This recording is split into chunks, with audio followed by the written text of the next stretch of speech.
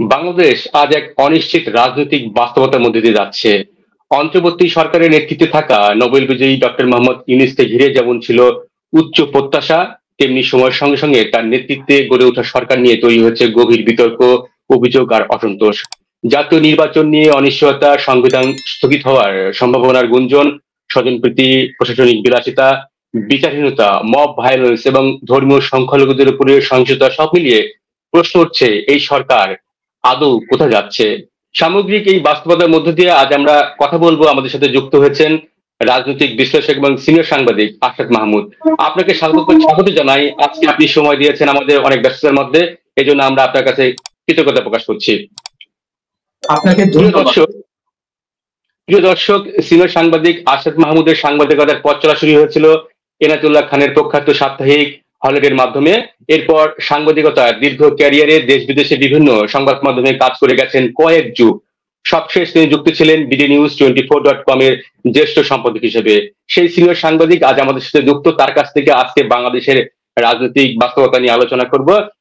জনাব আশরাত মাহমুদ, প্রথমেই আপনার কাছে জানতে চাইবো যে ডক্টর মোহাম্মদ ইউনূস ক্ষমতা আসার পর 11 মাস পার হয়েছে। জানেন যে গতকাল থেকে জুলাই দিবস শুরু হয়েছে। এই 11 মাসে এই সরকারের অর্জন কি দেখছেন? আর আসলে কি এই সরকারের নিয়ে অনেক তো আলোচনা হয়, সমালোচনা হয়, আসলে কি ডক্টর ইউনূসের ওই অন্তর্বর্তী সরকারের কোনো ব্যর্থতা কি রয়েছে? যদি আপনার বিশ্লেষণ কি বলে। ধন্যবাদ আপনাকে।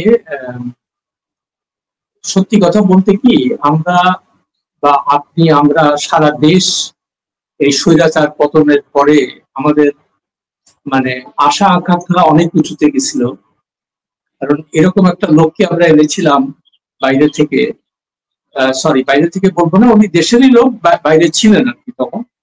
তো যা হোক, যখন আমরা জানতে পারলাম যে উনি অন্তর্বর্তী সরকারের প্রধান হবে, স্বাভাবিকভাবেই আমাদের সবার প্রত্যাশা অনেক বেড়ে গিয়েছিল। এবং আমি ওনাকে ব্যক্তিগতভাবে চিনি অনেকদিন থেকে, তাকে অনেক ইন্টারভিউ করেছি, তাকে লেখা লিখেছি। স্বাভাবিকভাবে আমার একটা শ্রদ্ধা ভক্তি ওনার প্রতি ছিল সবসময়। কিন্তু সত্যি কথা বলতে কি, 3 মাসের মাথায় আমাদের যে বিশ্বাস বা আস্থা ওনার উপর রেখেছিলাম আমরা, সেটা আস্তে আস্তে সরে যেতে শুরু করলো বা চলে যেতে শুরু করলো। আমি অন্যদের কথা বলতে পারবো না। অন্যদের কথা একটি আলোচনা করে যা বুঝি আর কি, রাস্তাঘাটের সাধারণ মানুষের কথা বলি, প্রত্যেকেরই একটা আশা ছিল যে একটা আমূল কিছু পরিবর্তন হবে। আমি নিজেও সেটা ভেবেছিলাম। কিন্তু দুঃখজনক ভাবে বলতে হচ্ছে যে তেমন কিছু আমি অন্তত দেখি নাই। এবং আমি এটার উপরে অনেকগুলা পোস্ট দিয়েছি, লিখেছি। প্রথমেই আমার যে ধাক্কাটা লাগলো সেটা হলো, 3 মাসের মাথায় আমাকে কেউ একজন বললেন যে উনি নির্বাহী আদেশে ওনার বিরুদ্ধে যে মামলা ছিল কোর্টে, সেটা প্রত্যাহার করা হয়েছে। এটা আমি প্রথমে বিশ্বাস করতে পারিনি। তারপর তিনি তো আইনের শাসন, বিচার বিভাগের স্বাধীনতা, এগুলোতে বিশ্বাস করেন। তো তিনি কেন হাসিনার মতো আচরণ, তাকে কেন এক্সিকিউটিভ অর্ডার দিয়ে বিচার বিভাগকে বৃদ্ধাঙ্গুলি দেখিয়ে তার মামলা উইথড্র করতে হবে? পরে যখন আমি নিশ্চিত হলাম যে উনি এটা করেছেন, আমার কাছে জিনিসটা খুবই অস্বাভাবিক লেগেছে। তারপরে একের পর এক আমি দেখতে থাকলাম যে তিনি শুধুমাত্র তার ব্যক্তিগত স্বার্থ এবং গ্রামীণ ব্যাংকের স্বার্থ দেখা ছাড়া তেমন কোনো উল্লেখযোগ্য কাজ তিনি করছেন। স্বাভাবিকভাবে জনমনে নানান রকমের হতাশা জন্ম নিয়েছে এটার জন্য। আর এই কারণেই জুলাই গণ অভ্যুত্থানের 1 বছর পূর্তিতে আমাদের যে প্রত্যাশা ছিল, সে প্রত্যাশা সত্যিকার অর্থে পূরণ হয়। তারা চেয়েছিল যে দুষ্টের দমন হবে, তারপরে সেটা আমরা দেখতে পেলাম না। তেমন কিছু একটা, কয়েকজন লোককে জেলে টেলে ভরা হলো, ভালো কথা। কিন্তু খুনের আসামি, তারপরে ভূমিদস্যু, হাজার হাজার কোটি টাকা পাচার, এইসবের মামলায় অভিযুক্ত বসুন্ধরা গ্রুপকে তিনি কিছুই বললেন। তারা ধরাছোঁয়ার বাইরেই থেকে গেল। তাদের বিরুদ্ধে গ্রেপ্তারি পরোয়ানা জারি হলো, তারপরে কোনো কিছু হয় না। কেমন স্বাভাবিকভাবে মানুষের মধ্যে প্রশ্ন জাগে যে এটা কি ব্যাপার, এটা কোন ধরনের আইনের শাসন? আইনকে তো সিলেক্টিভলি এনফোর্স করা হচ্ছে, যে তোমাকে এই মুহূর্তে তোমার তোমাকে আমার পছন্দ হচ্ছে না, আমি তোমাকে নিয়ে জেলে ভরে দেব। এটা তো হাসিনার স্টাইল। তো হাসিনার সময় বসুন্ধরা পার পেয়ে যেত, এই সরকারের আমলেও পার পেয়ে যাচ্ছে। তো এটা তো মানুষের প্রত্যাশা ছিল না। তারপরে আরেকটা জিনিস, আমি প্রথম উনি 8 তারিখে 8ই আগস্ট 2024 সালে উনি শপথ নিলেন উপদেষ্টা পরিষদের প্রধান হওয়ার জন্য, এবং 10 তারিখে আমি একটা লেখা লিখেছিলাম যে আপনার কাছে খোলা চিঠি, ডক্টর ইউনূসের কাছে খোলা চিঠি। তাতে আমি বলেছিলাম যে আপনি দুটো কাজ খালি করেন। এই দেশের তো দুর্নীতি সবচেয়ে মানে আলোচিত বিষয়, ফলে আপনি দুর্নীতির বিরুদ্ধে একটা শক্ত অবস্থান, যে তার কারণ এটা না নিলে কোন রকম সংস্কার বা জাতি কোনোভাবে আমরা সামনে আগাতে পারবো না। তো আমি ওনাকে বলেছিলাম যে আপনি আপনার নিজের যে অ্যাসেট আছে, নিজের সম্পদ নিয়ে আছে, সেটা আপনি জনসমক্ষে প্রকাশ করেন। আর 2 নম্বর আমি বলেছিলাম যে আপনি আইনের শাসনকে প্রতিষ্ঠিত করার জন্য আইন যেন নিজস্ব গতিতে চলতে পারে সেটা আপনি নিশ্চিত করবেন। এবং উনি 13ই আগস্ট 2024 সালে একটা জাতির উদ্দেশ্যে ভাষণ দিলেন, এবং সেখানে তিনি বললেন যে আমরা আইনের শাসন প্রতিষ্ঠা করব এবং আমাদের উপদেষ্টারা যারা আছেন বা সরকারি কর্মকর্তা তারা প্রত্যেকের হিসাব দিতে হবে জনসংখ্যা। আমরা তো খুব খুশি হয়ে গেলাম যে এটা তো সাংঘাতিক একটা পদক্ষেপ বাংলাদেশের। আমি আমার ওই পোস্টে উল্লেখ করেছিলাম যে স্যার আপনাকে এটা অবশ্যই করতে হবে এই কারণে, তার কারণ এখানকার আমরা দেখেছি অতীতে যে সমস্ত সরকার প্রধান বা রাষ্ট্রপ্রধান আসছে তারা কখনোই এটা করে না, করার ফলে দুর্নীতি বেড়েই চলে।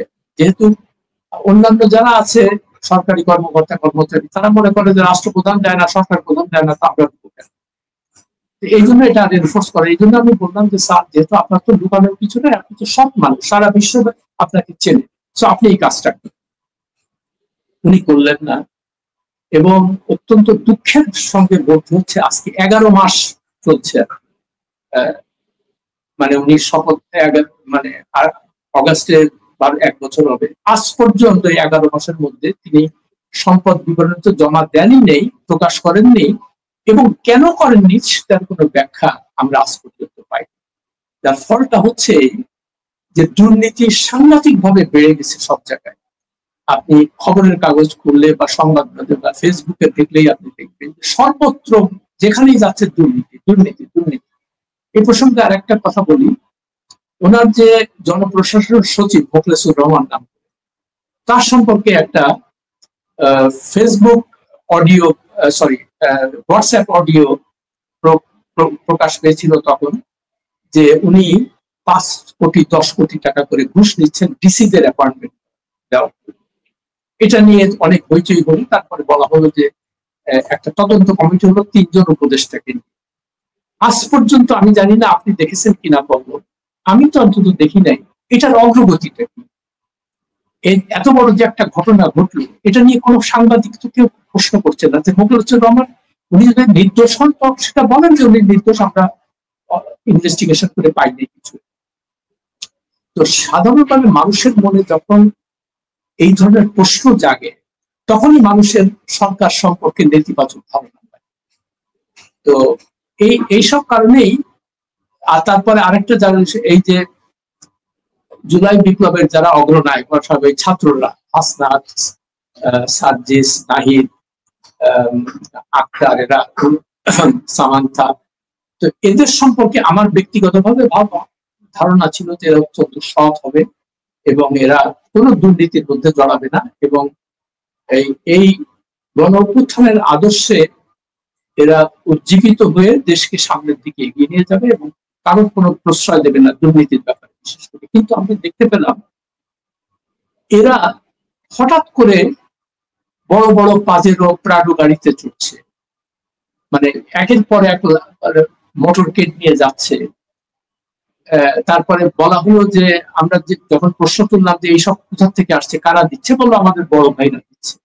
তো বড় ভাই তোমাকে কেন দিবে? বড় ভাইকে তোমাকে আগে কখনো দিয়েছে? তো এটা তো আমরা এইখানে যে কনফ্লিক্ট অফ ইন্টারেস্টটা হয় সে কারণে। তারপরে দেখেন তাদের সম্পর্কে নানান দুর্নীতির কাহিনী প্রায় প্রতিদিনই আমরা খবরের কাগজ বা ফেসবুকে দেখতে পাচ্ছি। স্বাভাবিকভাবে এদের উপরে মানুষের আস্থা চলে গেছে।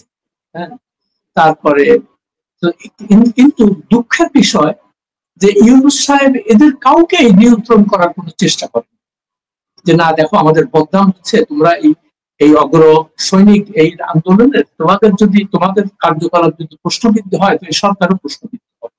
এই কথাটা উনি কখনোই তাদেরকে বলেনি। আমার মনে হলো যে উনি সবকিছু ছেড়ে দিচ্ছে, যে যার যেমনি পারো করে খাও।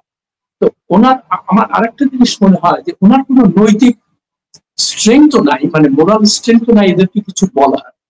তার কারণ উনি তো একের পর এক ব্যক্তি স্বার্থে নিজের স্বার্থ হাসিল করার জন্য একের পর এক কাজ করে দিচ্ছেন। উনি ঘন ঘন বিদেশ যাচ্ছেন, দেশের ট্যাক্স পেয়ারের টাকা খরচ করে। একটা কল্পনা করা যায় যে একটা গরিব দেশের রাষ্ট্রপ্রধান বা সরকার প্রধান তিনি যে লন্ডনে হোটেলে থাকছেন 10 লক্ষ টাকা হলো পার নাইট, প্রতি রাতে ভাড়া, সেই হোটেল ভাড়া। এটা কি করে সম্ভব? এটা তো ট্যাক্স পেয়ার টাকা, এটা তো ওনার নিজের টাকা না, বা ওনাকে যে গভর্নমেন্ট দাওয়াত দিচ্ছে বা গভর্নমেন্ট দাওয়াত দেয় নাই, এটা তো না, তারা কোনো পয়সা দেয়।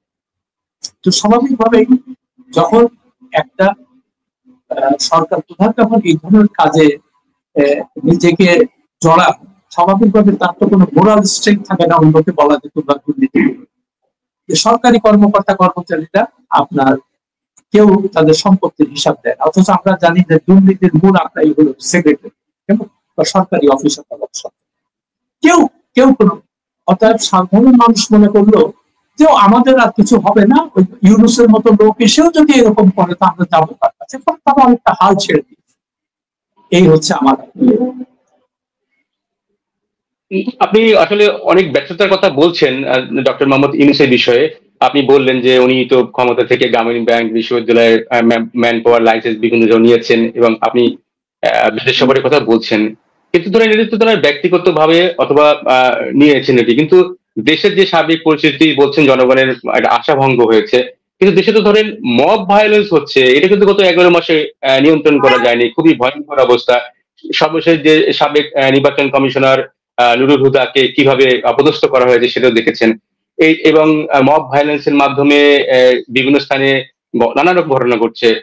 এই যে বিস্তার, মব ভায়োলেন্স বিস্তার, এই অভিজ্ঞতা আসলে আপনার এই কি বলে যে এটি কি বর্তমান সরকারের রাজনৈতিক ব্যর্থতা, প্রশাসনিক ব্যর্থতা? এই সরকার কি সব দিক দিয়েই ব্যর্থ হয়েছে যে দেশের আইন শৃঙ্খলা পরিস্থিতি নিয়ন্ত্রণ আনতে বা সাধারণ মানুষের ন্যূনতম চাহিদাও কি পূরণ করতে পারছে? কি মনে হয় আপনার? না, সেটা তো পারছে না, সেটা তো স্পষ্ট বোঝাই যাচ্ছে। আমরা যারা দেশে থাকি তারা দেখতেই পাচ্ছি, প্রতিদিন দেখতে পাচ্ছি এটা, তাই না? তো মব ভায়োলেন্সটা কেন হয়? আমি এই জন্য প্রথমেই বলেছিলাম যে যে দেশে আইনের শাসন নাই সেখানে এই ধরনের ঘটনা তো বিচ্ছিন্ন ঘটনা, এটা তো হতেই থাকবে। আর কেন হলো না? তার কারণ উনি প্রথমেই এসে যে জিনিসটা করা উচিত ছিল, যে খুব শক্ত হাতে যারাই যে অন্যায় করুক তাকে শাস্তির আওতায় আনা উচিত ছিল, কিন্তু সেটা তিনি করেন এবং না করে তখন দেখলো আরেকটা জিনিস, দেখলো মানুষ যে যারা ক্ষমতাবান তাদের বেলায় কোনো কিছু হচ্ছে না, তাদেরকে কেউ ধরছে না, তারা যা খুশি সেটাই করছে। স্বাভাবিকভাবে মানুষ চিন্তা করলো যে তাহলে তো ওই আগের মতোই অবস্থা, তো ঠিক আছে আমরা আইন নিজের হাতে তুলে দেব এবং আমরা এই ব্যবস্থা করবো।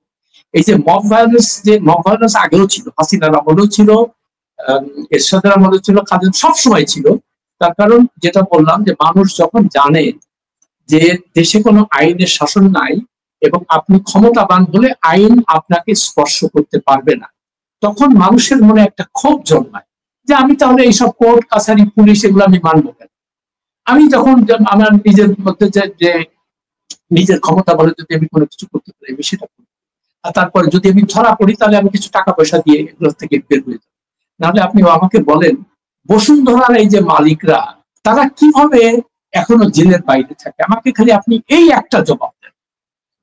তারা টাকা পাচার করেছে, মানুষের ভূমি দস্যু, মানে মানুষের জমি তারপর তারা কি করে? আর এই সমস্ত লোকজন কি করে? মিডিয়া, মানে খবরের কাগজ বা টেলিভিশন এগুলো লাইসেন্স নেয়, নিয়ে কিছু সাংবাদিককে তারা কিনে তাদের পক্ষে মানে গুণগান গাইতে শুরু করে। তো তাদের উদ্দেশ্য তো সাংবাদিকতার উন্নতি না, তাদের উদ্দেশ্য হলো তাদের যে বেআইনি ভাবে অর্জিত যে সমস্ত সম্পদ সেগুলোকে রক্ষা করা। তো তাহলে আপনি যখন ক্ষমতায় থাকবেন তখন তো আপনার ইমিডিয়েটলি উচিত ছিল এদেরকে আইনের আওতায় আনা, এদেরকে শাস্তির ব্যবস্থা। আপনি সেটা করলেন না। এটা পরেও আরো দেখেছিলাম ফেসবুকের কোন একটা পোস্টে যে এই বসুন্ধরা গ্রুপের কাছ থেকে এই ছাত্ররা 1500 কোটি টাকা নিয়েছে, দুবাইতে সে ডিলটা হয়েছে। আচ্ছা, এটা স্পেকুলেশন, এটা গুজব হতে পারে। আমি একটা লেখা লিখেছিলাম যে আপনারা যদি এটা গুজব হয় তো এটা সম্পর্কে আপনারা একটা বক্তব্য দেন। তারপরে এই এই ছাত্র নেতারা বললো যে আমাদের দল করতে হলে আমাদের টাকা পয়সা দরকার এবং আমাদের কিছু ডোনার আছে, তাদের নাম আমরা প্রকাশ করবো না। তো মানুষ চিন্তা করলো যে হাসিনা বলে আমার ক্ষমতা এসে গেছে, নাহলে এই ধরনের কথা প্রকাশ্যে তারা বলে কি বলে। তো এই কারণেই আমি সত্যি কথা বলতে কি আমার ব্যক্তিগতভাবে কোনো আশা আকাঙ্ক্ষা নেই। আমি দেখতে পাচ্ছি একই ব্যাপার। আর আপনারা এখন নির্বাচন নিয়ে অনেকে কথা বলছেন, নির্বাচন হবে। নির্বাচন হলে কি হবে? নির্বাচন হলে একটা দল আসবে, তারা ক্ষমতায় আসবে, এসে আবার যথারীতি এই লুটপাট শুরু, আবার এই ইয়ে। মানে আমি কোনো সত্যি কথা বলতে আমি তো কোনো আশা দেখতে পাচ্ছি না যে মৌলিক যে সংস্কারগুলো করা দরকার ছিল, যেমন নির্বাচন ব্যবস্থার সংস্কার। আমি বারবার করে কয়েকটা জায়গায় বলেছিলাম যে আপনারা অন্তত দুইটা কাজ করেন। একটা হলো নির্বাচন সংস্কার ব্যবস্থাটা এমন ভাবে সংস্কার করবেন যেখানে এমপি যারা হবে তারা নমিনেশন পাওয়ার সঙ্গে সঙ্গে তাদেরকে অ্যাসেট ডিক্লেয়ার করতে হবে পাবলিক, যে এই আমাদের আছে, কেমন।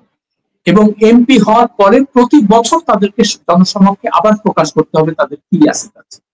এটা তাহলে দুর্নীতি অনেকটা কমে যাবে, মানুষ জানতে পারবে কি।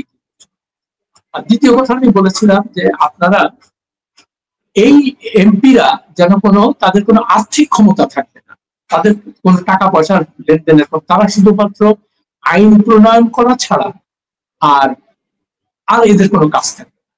আর তারা সুপারভাইজ করবে, তারা ওয়াচডগ বডি হিসেবে কাজ করবে, কিন্তু তাদের কোনো, যেমন জেলায় বা বিভাগে অনেক টাকা পয়সা দেয় না সরকার বিভিন্ন, এবং তারা সবকিছুর মধ্যে তারা জড়িত থাকে, এটার থেকে তাদেরকে বের হতে হবে এবং আইন করে বলতে হবে যে তোমরা এসবের সঙ্গে জড়িত থাকতে পারবা।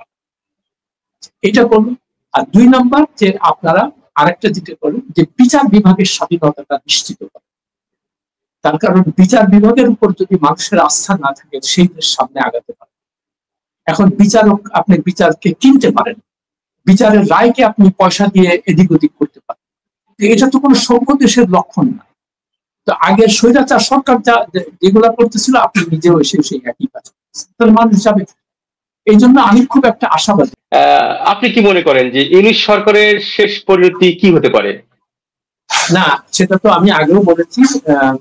শুনেন, মানে পরিণতি কি হবে সেটাতে এই মুহূর্তে আমার পক্ষে বলা সম্ভব না, কিন্তু আমি কোনো ভালো জিনিস দেখতে পাচ্ছি এইটুকু। আপনি আপনার লেখায় বলেছিলেন যে তার পরিণতি হতে পারে যে সাবেক সচিব নুরুল হুদার সাবেক, সেটা আমি ওই কথাটা আমি বলেইছিলাম যে মানুষ যখন আইনকে বৃদ্ধাঙ্গুলি দেখিয়ে আইনের তোয়াক্কা না করে নিজের সাথে কাজ করে, তখন যে পরিণতি নুরুল হুদার যে পরিণতি ছিল ওনারও হয়তো হতে পারে। আমি আশঙ্কা প্রকাশ করি, আমি খুব কষ্ট পাবো যদি এটা হয়। একটা মানে তথাকথিত ভালো মানুষ হিসেবে জানতাম, কিন্তু এখন আসলে বুঝি কি মানুষ ভালো কি মন্দ এটা মানুষ ক্ষমতায় গেলে বুঝবে। আপনি যতক্ষণ ক্ষমতা না পাবেন ততক্ষণ তো আমরা বুঝতে পারি না যে আপনি আসলে লোভী না, আপনি দুর্নীতিবাদ না, আপনি সৎ না, আপনি ফেরেশতা, এগুলো বোঝার কোনো উপায় নেই। এখন আমরা দেখতে পাচ্ছি দুর্নীতি। আপনাকে অনেক ধন্যবাদ যে এত সময় দিয়েছেন এই জন্য কৃতজ্ঞতা, এবং আগামীতে নিশ্চয়ই আপনাকে পাবো এই আশাবাদ ব্যক্ত করে আপনাকে ধন্যবাদ জানাচ্ছি। Thank you. ডক্টর মোহাম্মদ ইউনূসের নেতৃত্বাধীন অন্তর্বর্তী সরকারের কর্মকাণ্ড, নৈতিকতা, ভবিষ্যৎ পরিণতি নিয়ে এতক্ষণ খোলামেলা আলোচনা উঠে আসলো বিভিন্ন গুরুত্বপূর্ণ দিক। প্রিয় দর্শক, এই সাক্ষাৎকার শেষ হলো, প্রশ্নগুলো রয়ে যাবে, আর সেই প্রশ্নগুলোর উত্তর খোঁজা, বিশ্লেষণ করা এবং জনসমক্ষে তোলা আমাদের নাগরিক দায়িত্ব। আপনিও জানাতে পারেন আপনার মতামত। ভিডিওটি লাইক এবং শেয়ার করুন, সম্ভব হলে আমাদের চ্যানেলটি সাবস্ক্রাইব করুন। আর এতক্ষণ আমাদের সঙ্গে থাকার জন্য ধন্যবাদ।